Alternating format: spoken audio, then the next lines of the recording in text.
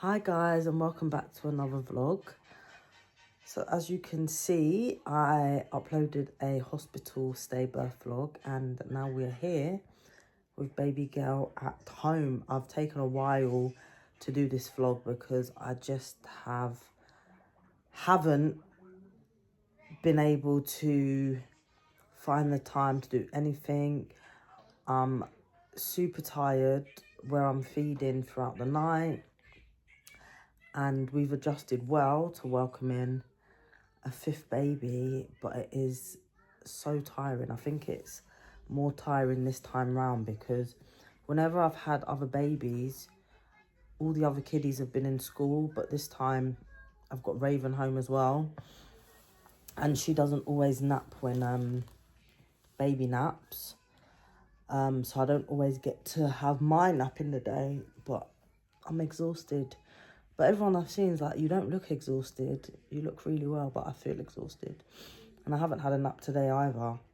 But we continue. What can we do? We just have to get on. Hopefully she'll be in a routine soon where she'll sleep through the night. But do you know what? I can't complain. She's such a good baby. But she came at 38 weeks. On my 38-week appointment, even before that, I was in the hospital about 4 or 5 times with different appointments, going into the day assessment unit. Then I was in the maternity triage, just because there was a few complications that they weren't happy with. So I suffer from hypertension, which is high blood pressure, and I suffered from that even before I had Baba, but it just got worse towards the ending of my pregnancy. I had to change my medication because my blood pressure was up and it wasn't going down. And even during birth, it was quite high. They had to give me quite a few doses of meds to get my blood pressure under control, because it wasn't going down. And then they also thought that I had preeclampsia, hence why I had to be induced as well. Preeclampsia, the hypertension, and they couldn't risk having baby in for longer. She was quite small as well. So she was born on the 3rd of March. So my actual due date was the 15th of March. She came on the 3rd of March, but I went in to be induced on the 1st of March, but didn't get moved over to labour ward for 2 days, and then I had to stay in till the Wednesday. So in total I was in hospital for 5 days, 6 nights, because I had to be monitored because there was a few complications after she was born, and just to make sure that my blood pressure was stable before they released me. So yeah, she was born on the 3rd of March at 21:57 p.m. My waters got broken at 5:30 and she was born at 21:57 p.m. My fastest labour, the most smoothest labour I've had as well. I coped quite well with the contractions. I had a natural birth. That's what I wanted. I used the gas and air. I didn't really like the gas and air. Well, no, that's a lie. I did like the gas and air, but it makes your head go a bit funny. So I had to kind of come up with a technique and figure out how am I going to do this to continue just using gas and air. So when my head got a bit light, I would just close my eyes until that passed, and then done the gas and air again. So yeah, I had a natural birth with gas and air, and she came out in 2 pushes. She came out so quick, and the labour just went so smooth. It was calm. We had some calming music in there. Hello, Baba. Yeah. Shoes off. My best friend was like my birthing partner, and she was absolutely amazing. So calm. She talked me through everything. Positive praising, and yeah, having the music and all that calmness was just beautiful. So yeah, it was a lovely experience for my friend as well. And yeah, it was just a lovely birth and labour, and taking away any complications I had during the pregnancy, because I was on a lot of meds as well. I had to have fragments. I had to inject myself from 28 weeks all the way up to 6 weeks postpartum, just because I was high risk again and to avoid any blood clots. So yeah, I had to do a lot and be monitored a lot. But she was worth it. Definitely worth it. She's such a blessing. So after her birth, I felt fine, but then there was when I tried to get up to go to the toilet, there was, sorry to be so direct, but there was like a lot of blood, and I thought, no, this ain't right. So then I said to the midwife, this don't look right. And I panicked because when I had a Maya, although it was 13 years ago, it still triggers me and scares me. When I had a Maya, I had a lot of blood loss, had to be rushed to fit. It was just really, really bad. So any signs of a lot of blood, it really scares me. And then they pressed the alarm, and then all these doctors, consultants, midwives come rushing in, and they had to do like a procedure on me. I already had like the needles in my hand because there is a risk of bleeding, but if we need to do anything, at least we can act fast. So they had to attach all these different things. One was a balloon to try and compress my stomach. It kind of keeps it compressed so that it contracts down. But because I still had like clots and stuff, it wasn't. So they had to use that. Then I had to have a drip because I was dehydrated. They had to hook me up to something else as well. I had the blood pressure, I don't know what they call it, like a blood pressure arm on me constantly. And I had the pulse reader on me as well because my heart rate was through the roof. My blood pressure was high. It was just, everything was just not going wrong, but I was panicking. I could literally feel my heart beating out of my chest. You know that saying, when you can, like I could feel it, and I was just like, calm down, everything's okay, it'll be fine. Anyway, to cut a long story short, they managed to get it all under control. But I had to go round to, there's a room round near theatre, and it's a monitoring room with just you and the midwife. And they literally sit and monitor you.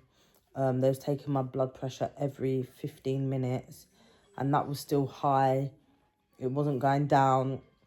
So they had to keep giving me doses of medication to get it down. Eventually it did. I was still bleeding a bit, but then that stopped, and that was my main concern. Although I should have been concerned about the blood pressure, my main concern was the bleeding, because I didn't want anything to happen. You know, you think the worst. But all was fine. And then I had to be monitored it was 12 hours I was monitored, because they moved me over there about 1, and then I got moved to my own room on it's not antenatal ward, I forget sometimes. Antenatal, maternity ward.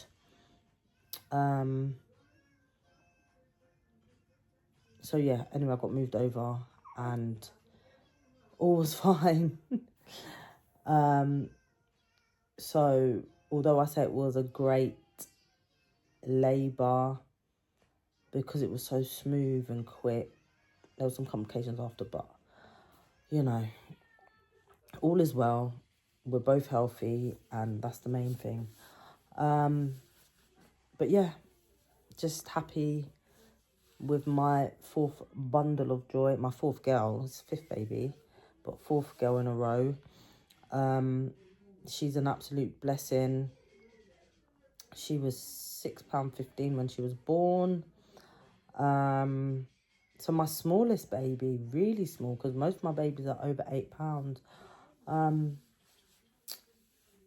But now she's getting a bit bigger. She's still little, but she's gradually putting on weight. We wasn't discharged straight away from the midwives because her weight did drop below 11%, so she had to be monitored closely with her weight. But all is well now.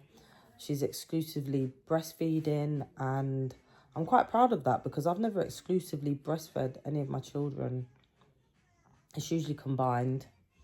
So I'm happy with that. The kids absolutely adore her. I weren't sure how Raven and Immy were going to be, but they're amazing. Like, the big two are forever holding her, wanting to do things with her. She's constantly with someone. They just want to cuddle her all the time. They love her. Raven is, she's great. She's a great big sister. She's always like, hi, baby. And then she calls her by her name. She likes to stroke her head. She likes to kiss her. She's not jealous. And so far, we can still do the things we've been doing. Immy absolutely adores her. Like, when we had Raven, I think because she hadn't really been exposed to babies before, it was a little different and it took her some time to adjust. What's up, darling? You're a bit hot. It took her some time to adjust. And she didn't like the crying. This time round, it's like she understands a lot more. Having Raven has really helped her. She kisses the baby. She hugs her. She wants to help wash her, get her dressed. The only thing she doesn't like is the crying.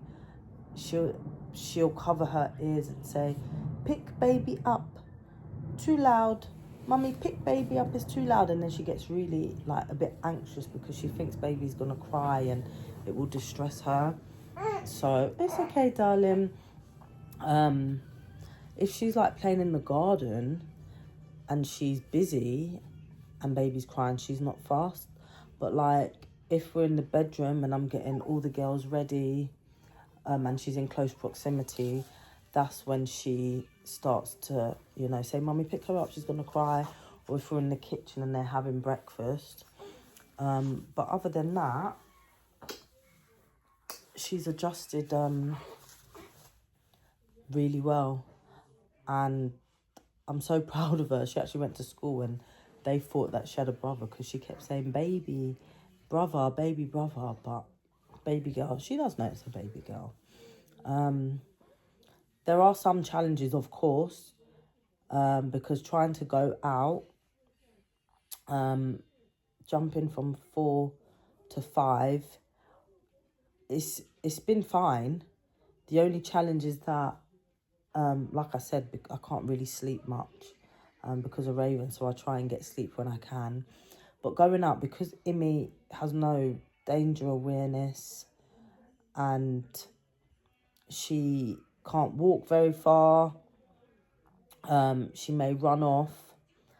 I've got like a double buggy for Raven and the baby, and then I've got a buggy board that Immy will sit on. Although she's quite tall, it works at the moment.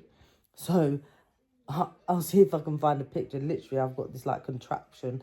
I've got the 2 yo-yo buggies and then I've got Immy on the buggy board. And it works. Or I will put baby in the sling. Because if we go out to the park or something, Raven's out that age where she wants to go one way and Immy wants to go another way. So that's really hard because I have to keep both of them safe. And with Immy, you cannot take no eyes off her. You have to shadow her wherever she goes. So that can be quite challenging sometimes. And the other challenges are where I'm breastfeeding at night. Raven does sleep through. Immy does not sleep through. And she comes into my bed. And sometimes, obviously, baby's going to cry in the middle of the night because she's hungry and she needs her nappy changing. And if she's crying, depending on how deep asleep the girls are in, they all wake up and then I have all 3 of them crying and I have to tend to all 3 of them, and it's like, who do I see to first? But usually, while I'm breastfeeding, I put baby on the boob, and then the 2 little ones, Immy and Raven, are also in the bed. They've overtaken my bed. So like Immy tends to go back to sleep after she's been chatting away, and then Raven will as well. I just kind of have to hug all of them while I'm tending to baby, so that's also challenging as well. So yeah, we'll adjust. I guess it takes some time, but we are now, baby is nearly 9 weeks, so we're 9 weeks in, and yeah, it's getting better. But again, it's going to have its ups and downs, isn't it? It does with any baby. But yeah, she is literally a gem. The kids love her. And I can't wait to see all three of them playing together when she gets older. Imi and Raven already wreak havoc together. So adding a third in the mix is going to be crazy. They keep me on my toes. But yeah, we are blessed. We will... When I'm ready to show her face, we'll do a proper intro of like her name and just show her and stuff. But I'm not ready yet. I usually wait till like 10 weeks or so. I just want to enjoy her and keep her to myself. But thanks for tuning in, guys. And we'll see you on the next vlog.